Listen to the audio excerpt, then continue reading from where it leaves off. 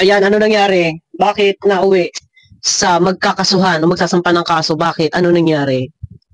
Diba? Kung tutuusin, vice versa yun eh. Teka lang, shoutout guys sa inyo lahat. Ano po? Issue kay Ate Malu at kay Dr. Love hanggang ngayon hindi pa tapos. At si Ate Malu, sabihin na natin hindi pa nakaka-move on. At sa madaling salita ay kung nagawa man ni Ate Malu yun na mag-thumbnail ng mukha na nakalagay sa kabaong, ay siguro ay dala ng bugso ng damdamin, ng galit ng inis dahil nung isang gabi ay nakalive si Dr. Love, nandun nga si Ate Malu. Yon, kung ano man ang nabitawan doon ni Ate Malong salita, kapalit nun, nabas naman siya. At sabi na natin nilamutak ni Dr. Love. Nabas doon sa comment section. Pero kung tutuusin, vice versa yan guys, no? Nasa nga lang tayo ng social media. May battle, debate, palitan ng mga opinion, palitan ng kuro-kuro. So, ang kagandahan nito kay Dr. Love, isang kagaya na lang, no? Noong nagmumumura siya. Opinion ko to guys, opinion ko to. Noong nagmumura siya, noong una, ayaw niyang magbibigkas ng pangalan habang nagmumura. Pero kalagitnaan ng video, may nabigkas siya ng pangalan ko, pangalan ni Ate Malu, no? Natatandaan niyo yan, noong nagmumura? So ngayon, ingat na ingat siya sa pagbigkas ng pangalan nga naman para hindi magamit kung sakali magdidemanda, no? Ito sa Ate Malu naman, hindi nagmumura. Pero kay Ate Malu, ramdam natin na talagang galit, hindi matanggap. Sabihin natin hindi pa nakaka-move on si Ate Malu. Usaping bakbakan, awayan, palitan ng mga opinion, palitan ng mga kuro-kuro o debatihan or ano pa man yung rebuttal sa YouTube. Normal yan eh. Sabi ko nga kung tutusin, mas malala si Dr. Love sa pang-aasar niya eh. And kagaya na lang nung mga binibigkas ng salita, doon kay Kapeso, meron siyang bansag pangalan, hindi Kapeso. Ibang ginagamit niyang pangalan. Dito kay Kapeso, nandun yung salitang patay gutom, kung ano-ano pa, lahat na sinasabi. Na kung yan ay i-analyze nyo, kung yan ay papansinin natin, imumulat natin talagang mali, kung mali sa mali, mali talaga. Kay Dr. Love, sobra yung kanyang mga binibitawang salita. Ang kagandahan doon, hindi siya nagbibigkas ng pangalan. Pero brutal kung sa brutal yun. Kasi, iba-iba yung sinasabi niya. Isang halimbawa na lang kay Ate Malu. Yung kung napanood yung kay Sangkay, na sinasabi niya na, meron siya sinasabi doon, na hindi marunong, parang pinalalabas niyang no read, no write, parang ganun. Ano? So, hindi nga, wala siya pinapangalanan. Wait lang, may paririnig ako dito. Yung intro lang, paririnig ko. Iyon yung mahirap dun eh. Nagbibigkas siya ng salita na ganun. Ngayon, pag na-trigger naman yung taong tinutukoy niya na hindi man niya pinapangalanan, pero alam naman ng tao kung sino yung tinutukoy niya doon. Isang halimbawa na lang, paririnig ko lang ito, yung kay sa intro. Wait lang guys. Dito pa lang kung ating ito, medyo sablay siya dito. Medyo hinaan natin ha. Ito, babagalan natin. Ito na lang, tinalin nyo ha, nasa intro ni Sangkay. Wait. Magsulat. Nakitaan siya na siya pala hindi marunong magsulat. Walang pinag-aralan. Talagang wala, kasi zero siya. Hindi ka marunong magsulat. Hindi ka marunong spelling. O nang may mayabang kang mayaman. Nang mayabang kang edukado ka. Nakitaan siya na siya pala hindi marunong magsulat. Walang pinag-aralan. Talagang wala, kasi zero siya. So dito, ito ay sa interview ni Brooks kay Dr. Love. Ang tinatanong, anong masasabi mo kay Malu? So dito, nagsasalita siya dito na nakitaan siya ng bobo, walang pinag-aralan, hindi marunong magsulat, hindi marunong mag-spelling. So, sino ang iyong tinutukoy dito? Si Ate Malu, di ba? Kasi ang tanongan dito ni Kuya Brooks, anong masasabi mo kay Malu? So, ito na yung mga sinasabi mo, di ba? So, doon, kung ito na naman, ipapatulan na naman ni Ate Malu, di, syempre, natitrigger lang. Pakinggan niyo ulit. Nakitaan siya na siya pala hindi marunong magsulat, walang pinag-aralan. Talagang wala, kasi zero siya. Hindi ka marunong magsulat. Hindi ka marunong spelling. O nang may mayabang kang mayaman, nang mayabang kang edukado. Hindi mo sa muso. Yun, nagmamayabang kang mayaman, nagmamayabang kang edukado ka. Ayun, doon pala personal yun. Pero sabi ko nga sa inyo guys, sa totoo lang, kung ito ay ating, kung ating huhusgahan talaga, i-analyze talaga, alam sa totoo lang, mas brutal yun, yung kay Dr. Love. Pag ikaw ang humusga, pag ikaw ang humamak sa iyong kapwa, ang kagandahan lang talaga, hindi ka naggagamit ng pangalan, hindi ka nag-name drop. Isang halimbawa na lang kay Kapeso nga. Noon din, biglang-bigla kang umatake, nagmumumura sa akin, kay Ate Malo, hindi mo lang din yung pinangalanan. Pero kung tutusin talaga, yung bibig ni Dr. Love, guys, medyo talagang matindi. Kaya hindi tayo magtataka kung bakit ganun. Sukdulan yung galit ni Ate Malo. Kasi, natrigger si Ate Malo eh. Pero kung tutusin si Ate Malo, the way siya magsalita, okay naman, napaka-smooth spoken. Yung paggamit ng thumbnail na nakalagay sa kabaong, common na yan, pangkaraniwan na yan. Mga artista nga, gumagamit pa ng mga ganyan eh. Chris Aquino nga, common na yan, pangkaraniwan na yan. O, di ba? Ilang beses nang nabalita si Chris Aquino na lagi napatay na common na yan. O, di ba? Ngayon, napaka-sensitive mo. Kung sakali man, ayon sa ano ni Kuya Wal, ay magdidimanda. Siya, si Chris Aquino nga eh. Sobra-sobra na eh. Gabi-kabila sa pulmula, kailan pa simula nung nagkasakit. Gabi-kabila ang mga issue na di umani patay na ano, nangyari. Wala. Ignore. Bakit? Oh, di ba, yung iba for content ginagawa ng mga fake news, yung iba for content. Kung ito man nagawa na Ate Malo for content, fake news, ikaw na rin naman nagsabi dito, di ba? Wala pinag-aralan, hindi marunong magsulat, hindi marunong mag-spelling. Sa madaling salita, dito sa sinasabi mo, mahinang nila lang si Ate Malo. So, alam mo na, ayun naman pala eh. So, dahil ganon, sasamantalahin mo na pagkakataon dahil porket mahinang nila lang, hindi marunong magbasa, hindi marunong magsulat eh. Makakapag-YouTube ba yan? Makakapag-pindot-pindot ba yan ng cellphone? Kung hindi marunong magbasa, makakapaggawa ba yan ng thumbnail? Kung hindi marunong magbasa, makakapagpadala ba yan ng pera sa iyo kung hindi yan marunong magbasa at magsulat? Diba? Bisa kasi, hindi natin pwedeng doon lang tayo babase sa nagkamali yung isang tao, pero sana analyze mo din, ano ba pagkakamali mo? Bakit nagawa sa iyo ng isang Malo de los Santos? Yung ganung bagay na nakapaggawa ng isang thumbnail na patay na at doon, nakasaad, at kung saan ang burol, ay Chris Aquino nga eh. Ibig sabihin, para sa iyo, okay lang. Ay, normal yan. Hindi na tayo bago yan dahil madami na mga nagkakaganyan na mga thumbnail sa social media.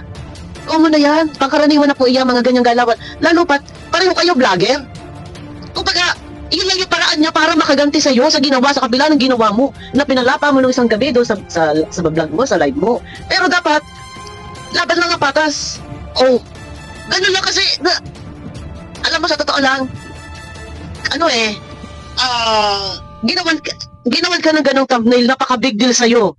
Nasasaktan ka ba talaga doon? Ha?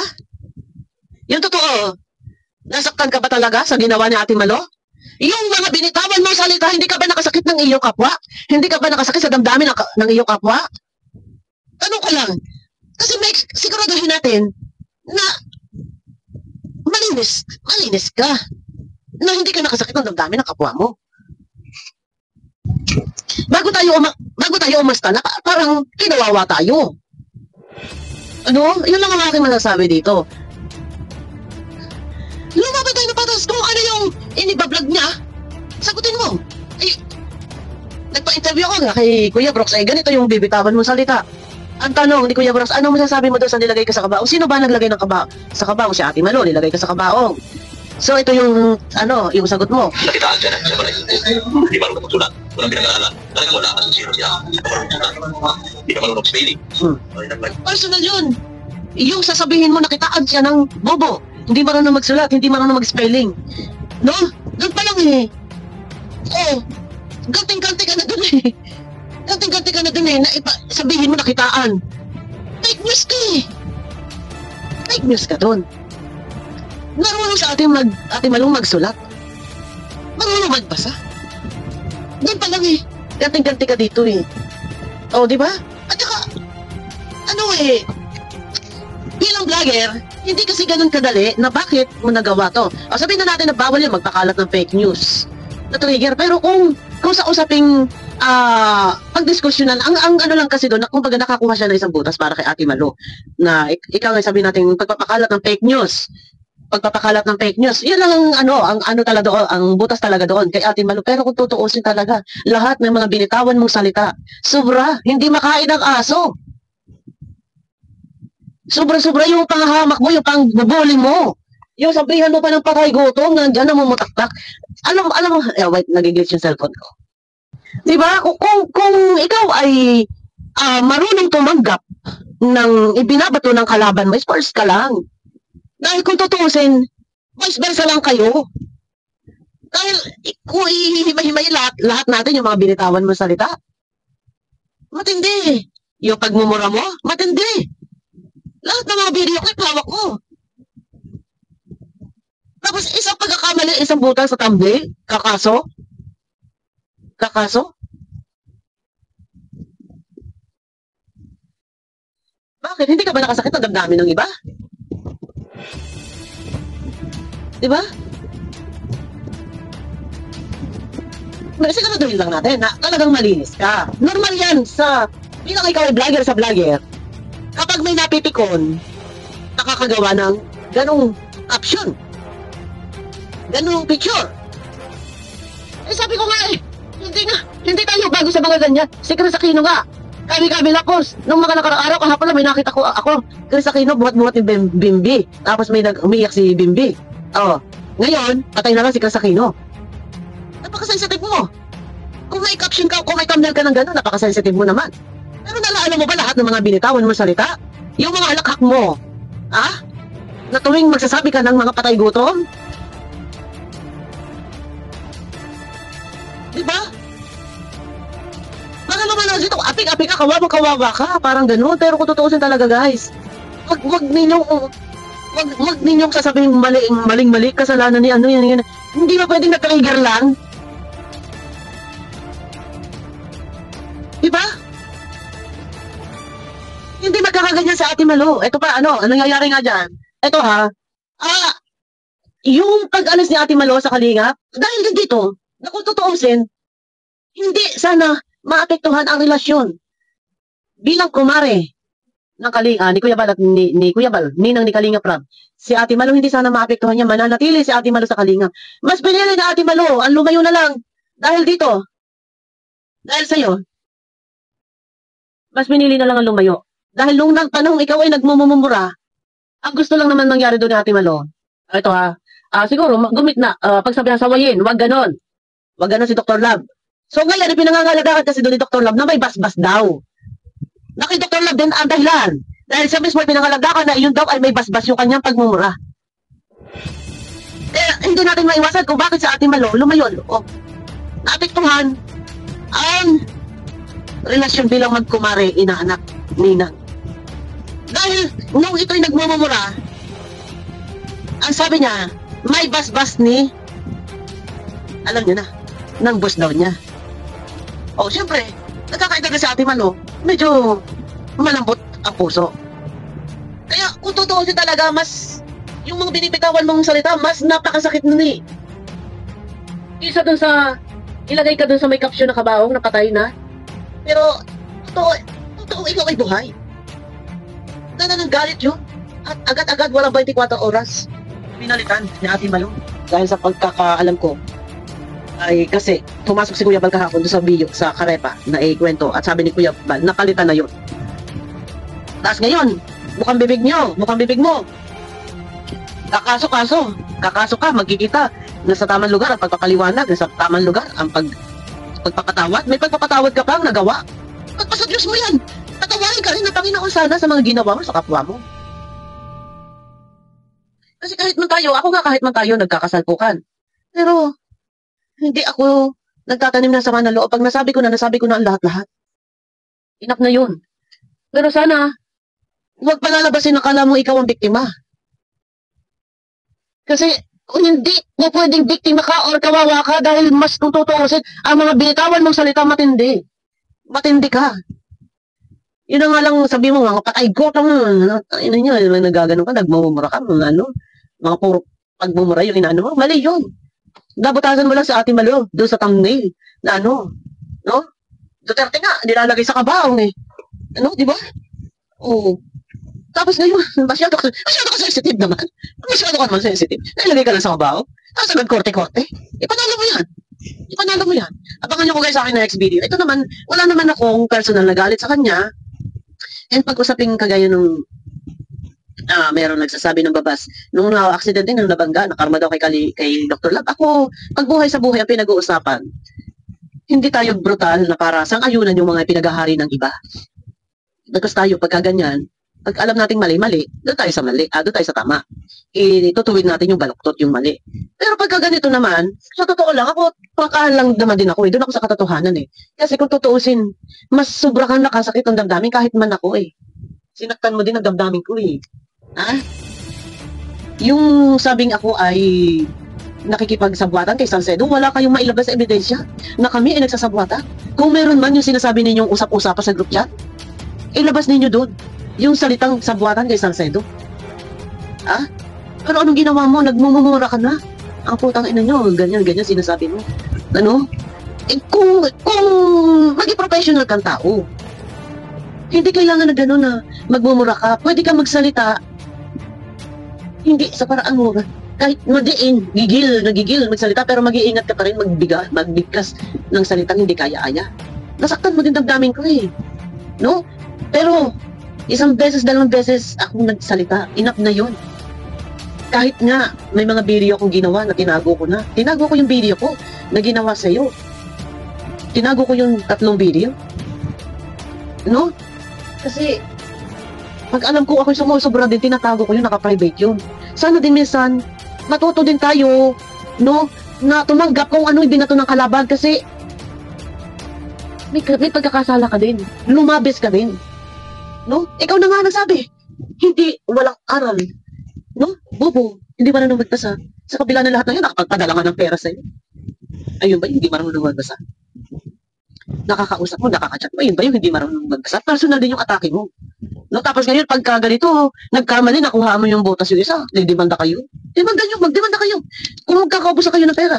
Yung sa bagay, may mga sponsor ka naman yata Pero sa akin lang, siguraduhin mo nakakalinis mo. Na talagang hindi ka nakasakitan ng dami ng kapwa mo. Hindi ba pwede na trigger lang? Ha? Nasira nga.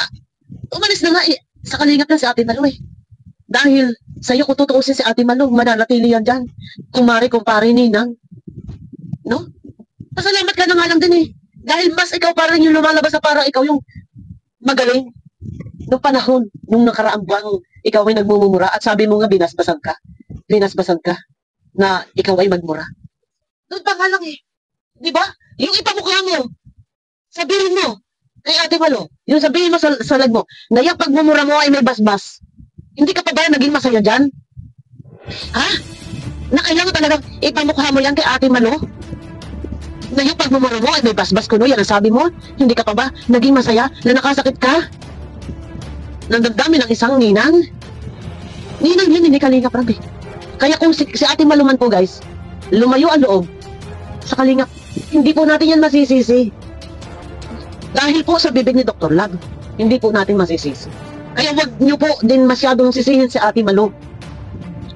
Na kung hindi dahil pinangalandakan nito ni Dr. Lab, na yung pagmumura niya ay may basbas ng kanyang boss, ni Kalingap Rab, hindi magkakaganyan niya si Ate Malo. Kaya hindi yan talaga makamove on hanggang sa ngayon. Inuwain po natin. Huwag kayong parang agad ang takbo mo, agad ang isa-isip mo, nagdidemanda ka, akala mong biktima, akala mo aping-api ka, kawawa ka, nakasakit ka din ang damdamin, Dr. Love. Sa totoo lang, hindi rin healthy yung mga sinasabi mo sa live mo. Doon lang tayo sa katotohanan. Wala akong personal na galit sa'yo. Pero, pagbanggain natin yung video ni Dr. Love at mga video ni Ate Malo. Ang dami mo mga binitaw mo salita. Ang kagandahan lang doon, hindi ka nag-name drop.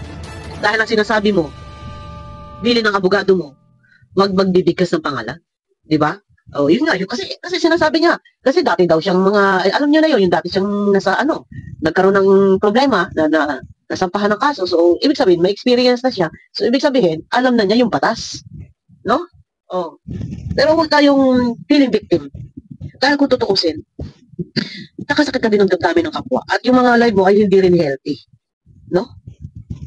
Kasi kung lahat ng mga nagko-comment ay majority, pabor sa'yo, mas paniniwalaan ng tao yun Kung talaga ikaw yung mabuti, ikaw yung kawawa, ikaw yung biktima, bakit nga ang dami din nagagalit sa'yo?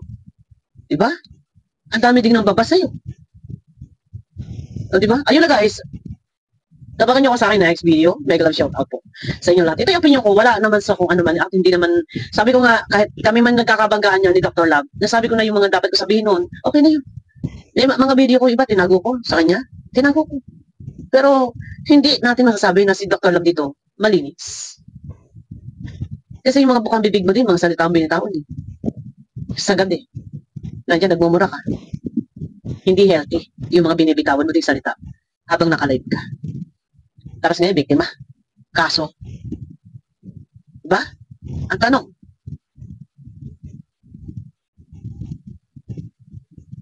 Ay, naku. Ay na guys, abangan nyo ako sa akin next video. Pakiclick po ng thumbs up. Abangan nyo ako sa akin next video guys. At maraming salamat po.